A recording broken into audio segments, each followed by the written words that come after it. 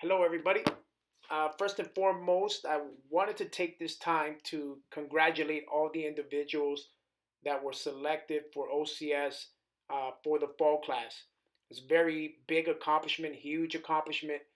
You should be very proud of yourself. But again, just keep in mind that it doesn't matter if you're not walking across that parade deck in November. For those that are still looking at the January or summer classes, hopefully that motivated you to do even better so that you can get selected, graduate, and have the opportunity to serve Marines as an officer. The purpose of today's video is to really explain all the events that make up the PT score at OCS. So keep in mind that the PT score is worth 25% of your overall OCS score, the other 25% being your academics, and then your 50% is being the leadership score.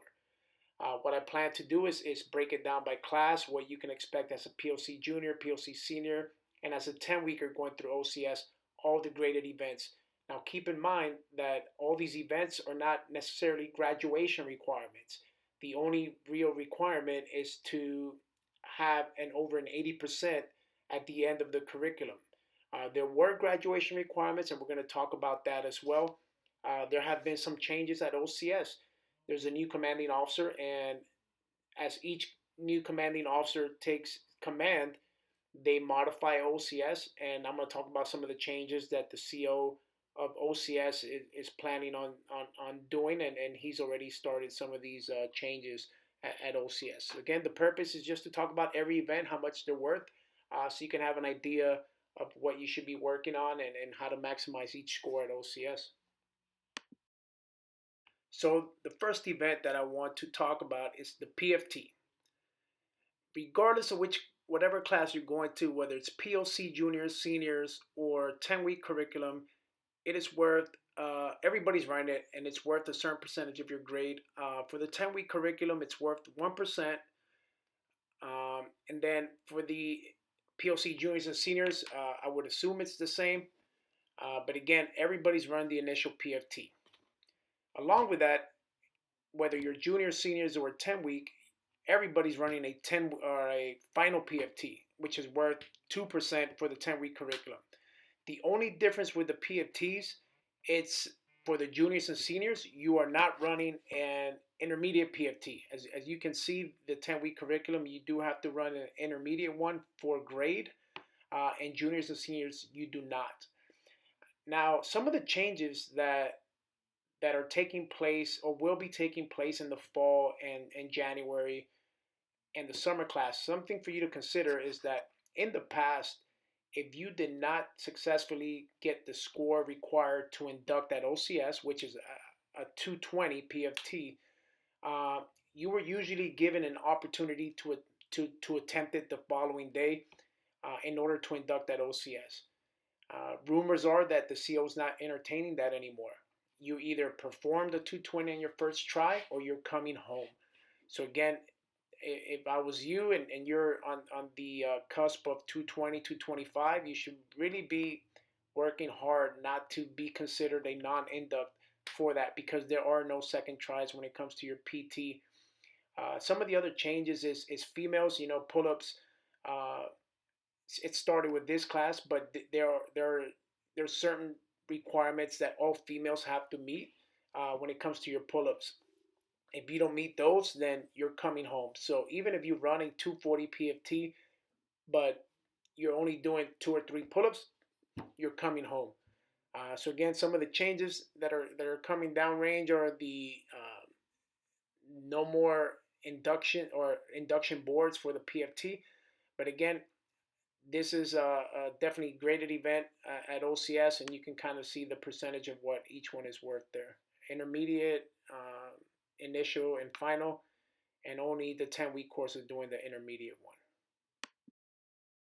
So the next event we're going to talk about, which is graded at both, or at either juniors, seniors, and the 10-week program, is the combat fitness test. So yes, you're going to have to run this as a POC junior, and then you're going to have to run it again as a POC senior. So you're running it twice if you're a POC guy or girl. If you're a 10-week person, either POC combined or OCC, you're going to run the combat fitness test one time. It's a 3-part event, which is the sprint, half-mile sprint in boots and utes. Well, everything's done in boots and utes, really. You have an ammo can lift, I want to say 30 pounds for a maximum of 2 minutes. How many? There's a score associated with how many repetitions you can do. And then the maneuver under fire, just like the picture shows, it's a small obstacle course that you have to execute under a certain time. As far as graduation requirements, you need a first class PFT. Now, an 80% at the CFT, an 80% is actually well above the first class. So technically, if you score under an 80%, yes, you failed the test, but you still meet the graduation requirement, which is a first class. And hopefully that wasn't too confusing. But again, if you score 75, you still meet a first class on the CFT, you met the criteria. But obviously, you want to shoot for the best. So as you're working out and just running and whatnot, just take a look at this. It is worth 2% of the 25%, and just practice on some of these events. And there's plenty of information out there as far as what the CFT consists of. So the next event we're going to talk about is the obstacle course. Every class runs this. So if you went to juniors and you did the obstacle course for a score, you're going to have to do it again for seniors. For the 10-week class combined and the OCC class, you're just going to do it one time. As you can see, it's 2% of your overall 25% of your physical fitness score. You're going to execute it a couple times at OCS. Once for the intro. You're going to actually do it a lot of times. They're going to make sure that you're ready for the final test. You're going to have the practice time run to see how well you do, and then the O-course test run. So again, kind of similar to the CFT. Then 80 means that you've not met the minimum required. This means that there's a certain score or a time that's associated with that 80. But if you score 75, doesn't mean you failed the O-course. It just means that you didn't score the whatever the 80 was. So again, we're talking about just GPA wise here. So just keep in mind that it is worth 2%. So you always want to shoot over that 80% mark. 90% or over, it's good for the O-course. As far as times and what that means, I don't know what that is. But again, just practice on this, and it's going to help you not just for the O-course, but for the endurance course as well. Climb ropes. You can see the 3 officer candidates down at the bottom doing the logs. So again, just a lot of cardio, short bursts, maybe some type of HIIT, CrossFit type of workouts. Now here is where we start getting into specific events that are for a specific class. So this only applies for the POC junior class, and it's called the junior stamina course. All it is you can think of it as an introduction to the endurance course that you will be executing as a POC senior. And if you're a 10-week candidate, you're going to be executing the endurance course as well. But again, this is just for the POC junior. So if you're selected for the first 6-week session, you will be doing the junior stamina course. Again, it starts off with the obstacle course. It's a 1.5 mile boots and utes run with your rifle, your LBV. And you're going to execute it a couple times. You have the introduction one where you run with the staff. They kind of show you how the obstacle course looks like, orient you towards the course. And then you're going to run it one time for practice and one time for test. I want to say it's worth 2%. Don't take that as gold, but if it's not, it's either 3% or 1%. But again, it's just an event that you have to be aware of that does count towards your GPA. And how do you work for this? Well, put those boots and utes on and go for runs. I made a video on green monsters on what that looks like. Make yourself some of those so you can run with them around town or wherever you're going to run. So that's the only way you're going to improve on this. So that, along with the O course, will help you with the junior stamina. So the next event applies just for the 10-week program and the POC senior class, which is the endurance course. So again, it's a 3-mile boots and utes run, similar to the stamina course that the juniors did, except it's longer and different events.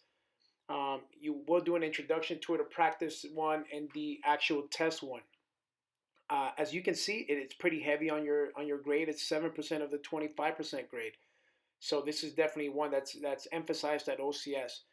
Now, this is the word coming down from OCS. It's that it's no longer going to be a graduation requirement, which is different. It used to be a grad requirement at OCS, but it seems like the CO is going to change that, and you're gonna hear from that. I think it applies for the candidates that are training right now, actually. So yeah, good news, I guess, or bad, however way you want to see it. But it's not a graduation requirement anymore. Again, not that OCS is getting easier because some aspects are tougher, such as the PFT and the induction and whatnot. But it's just a change that the CO made. Again, he might make the scoring more difficult, which will make it more difficult to get an 80% overall. That's definitely a possibility. But again, that's pending. But as far as being a graduation requirement, it's no longer it. But as you can see, it is worth a good chunk of your grade at 7%. Again, this is for all the 10-week applicants and the POC seniors. So let's get a little bit into the hikes, which they are graded events at Officer Candidate School. If you're a POC junior, you're only going to complete 2 hikes, which is the 4-mile hike and the 6-mile hike. If you're POC seniors, you're gonna have to do POC seniors, you're gonna have to do the 6-mile hike again, along with the 9.3-mile hike. If you're a 10-week candidate, which is the combined in the OCC classes, you're gonna be doing all 3 of them, which is the 4-mile, 6-mile, and the 9.3 miles. As you can see, if you're in the 10, just using the 10-week program as an example, it's worth 8% of your total 25%. Now, this is the word that I got from a platoon commander at OCS as far as how the events are graded, or the hikes are graded. So it says that if you fall behind your platoon, then you score an 80. So if you make the hike with your platoon, it's 100. If you fall behind your platoon, you're looking at about an 80. Not about an 80. You have about you get an 80%. I'm just looking through my notes real quick.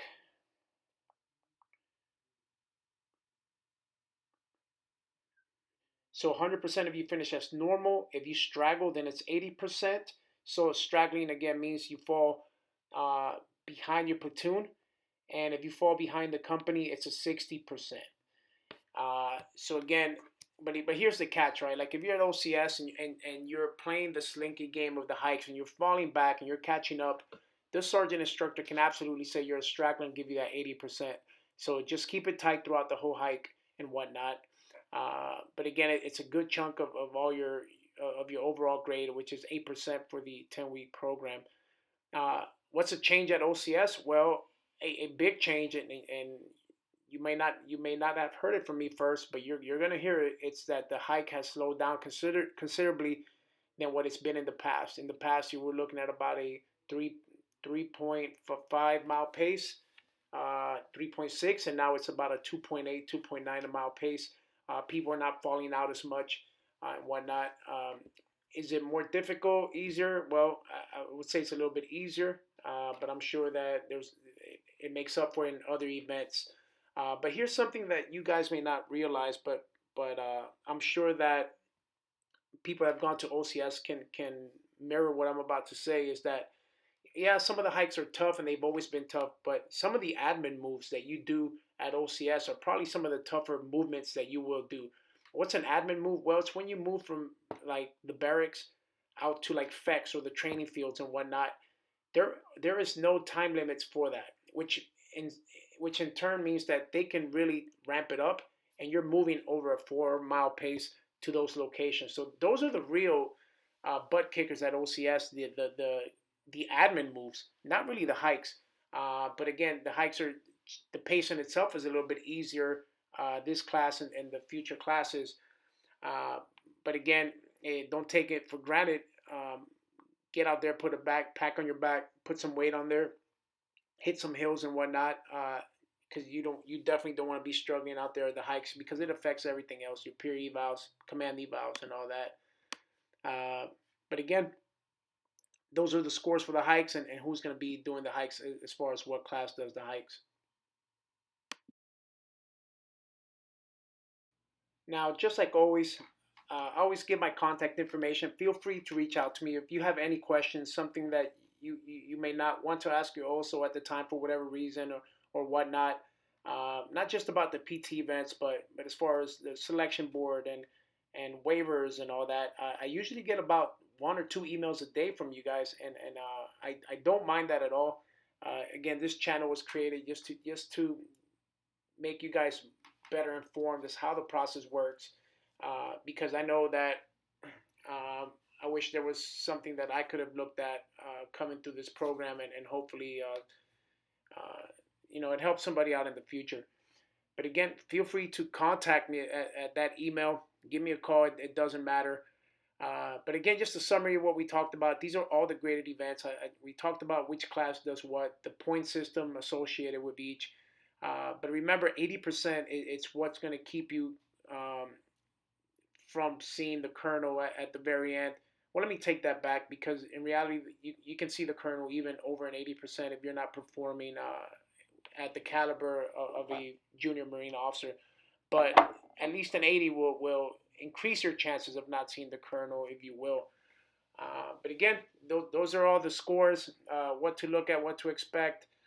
Keep working hard. Reach out to me if you have any questions. My next video I plan on doing it's a summary of all the of the summer classes just there now, how the 6-weekers looked as far as retention, attrition, why they traded, and the 10 weeks as well. So plan for that so you can have an idea of why people are not making it past OCS and what you can do to improve on that. Again, thank you for watching, and hope to put out some content here in a couple weeks. Thanks.